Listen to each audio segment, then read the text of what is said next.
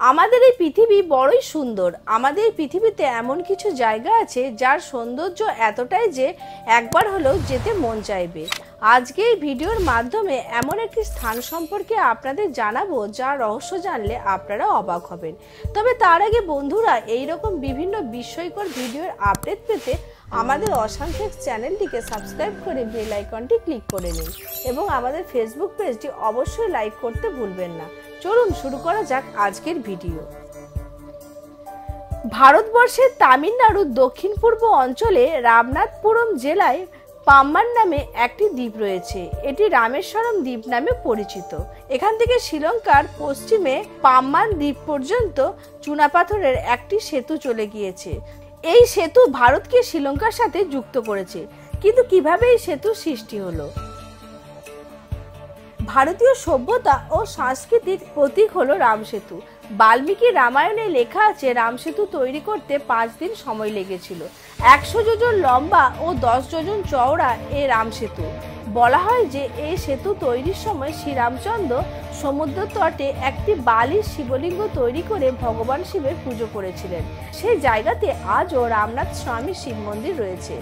দেশ জুড়ে 12টি শিবলিঙ্গের মধ্যে এটিও একটি অন্যতম। রামসেতু নামটি কিভাবে এলো? পৌরাণিক কাহিনী অনুসারে ভারত থেকে শ্রীলঙ্কায় গিয়ে সীতাকে উদ্ধার করতে এই সেতু নির্মাণ করেছিলেন রামের সৈন্য বানরেরা। সনাতন ধর্মাবলম্বীরা এই সেতুটিকে রামসেতু বলেন। আবার মুসলিম ধর্মাবলম্বীরা বিশ্বাস করেন যে ভারতের প্রথম মানব হযরত আলম এই সেতুর মাধ্যমে শ্রীলঙ্কা থেকে এসেছিলেন ভারতে। এটি অ্যাডামস ব্রিজ নামেও পরিচিত। ভারতের রামেশ্বরম দ্বীপ থেকে শ্রীলঙ্কার মান্নান উপকূল পর্যন্ত প্রাচীন ও বিস্ময়কর নিদর্শন নিয়ে আদিকাল থেকে ধর্মীয় বিশ্বাস ও অবিশ্বাসের জল্পনা কল্পনার অন্ত নেই। তবে এই সেতুর উৎপত্তি আজও বিতর্কিত। ইন্ডিয়ান স্পেস রিসার্চ অর্গানাইজেশনের বিজ্ঞানীরা প্রাচীন রামসেতুর সমুদ্রের নিচের একটি মানচিত্র তৈরি করেছেন। 2018 সাল থেকে স্যাটেলাইটে পাওয়া তথ্য ব্যবহার করে রামসেতুর নিমজ্জিত অংশের পূর্ণ দৈর্ঘ্যের একটি মানচিত্র তৈরি করা হয়েছে। অনেকে মনে করেন যে রামসেতু আসলে একটি প্রাকৃতিক গঠন। এখন এই সেতুর উপর দিয়ে চলাচল না করা গেল 15 শতাব্দী অবধি মানুষ পায়ে হেঁটে এই সেতুর উপর চলাচল করতেন। 1480 সালে একটি ভয়ঙ্কর সাইক্লোনে এই সেতু ব্যাপক ক্ষতিগ্রস্ত হয়। এর আগে এই সেতু পুরোপুরি সমুদ্রপৃষ্ঠের উপর অবস্থান করত। কিন্তু সমুদ্রপৃষ্ঠের উপরে এখনো এমন কিছু জায়গা আছে যেখানে এই সেতুর উপর আপনি আজও দাঁড়াতে পারেন, অর্থাৎ 2 সমুদ্রের মাঝখান। বলা হয় যে রামসেতুর এই জায়গা থেকে শ্রীলঙ্কা 5 থেকে 6 কিলোমিটার দূরে অবস্থিত। কোন পাথর দিয়ে তৈরি করা হয়েছিল এই রামসেতু?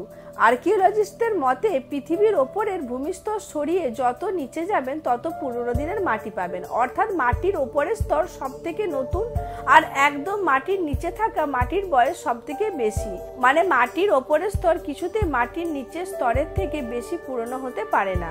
কিন্তু রামসেতুর ক্ষেত্রে এর উল্টোটাই ঘটেছে। রামসেতু পাথরের নিচে বালির স্তরের বয়স 4000 বছর, কিন্তু ওপরের পাথরের বয়স 7000 বছরেরও বেশি। অর্থাৎ বিজ্ঞান বলছে রামসেতুর পাথর অন্য কোথা থেকে নিয়ে এসে এখানে বসানো হয়েছিল। এই পাথরগুলির বয়স রামায়ণের সমসাময়িক। আজও রামসেতুর পাথর জলে ভাসে। যতবারই এই পাথর জলে ডুবিয়ে দেবেন ততবারই এই পাথর জলে ভেসে উঠবে। সায়েন্স এই পাথরগুলিকে পিউনিক স্টোন বা কোরাল স্টোন বলে। অর্থাৎ আর্কিওলজিস্টদের মতে কোরাল বা সিলিকা পাথর যখন গরম হয়ে যায় তখন তার মধ্যে হাওয়া আটকে থাকে, তখন সেটি হালকা হয়ে যায়। আর এই জলে ভাসা শিলা দিয়েই তৈরি হয়েছিল শ্রী রামচন্দ্রের রামসেতু। অর্থাৎ এই পাথরগুলি কম রহস্যময় নয়। এই সেতুর জন্য জাহাজ চলাচলে বেশ কিছুটা ঝুঁকি পোহাতে হয়। সমুদ্রের মাঝ বরাবর এই সেতু অবস্থানের জন্য জাহাজ চলাচলের সময় অনেকটা পথ ঘুরে যেতে হয়। এই কারণে ভারত সরকার 2005 সালে একটি মাল্টিন্যাশনাল ডলার প্রজেক্ট হাতে নেয়, যার উদ্দেশ্য ছিল শিপ চ্যানেল তৈরি করা। কিন্তু তার জন্য সেতুর একটি বড় অংশ কাটা পড়বে। তখন ভারতের বিভিন্ন রাজনৈতিক ও ধর্মীয় সংগঠন এর বিরোধিতা করেন। 2008 সালে কোর্ট কেসে এক সরকার পক্ষের একজন দাবি করেন যে রাম নাকি এই সেতু ধ্বংস করে দিয়েছেন, কিন্তু পরবর্তীকালে এই দাবিটি প্রত্যাখ্যান করা হয়। সায়েন্টিফিক রিপোর্টে ইসরোর বিজ্ঞানীরা জানিয়েছেন যে ধনুষকোটি থেকে তালাইমান্নার দ্বীপের নিমজ্জিত স্থলভাগের কন্টিনিউশন হলো রাম সেতু।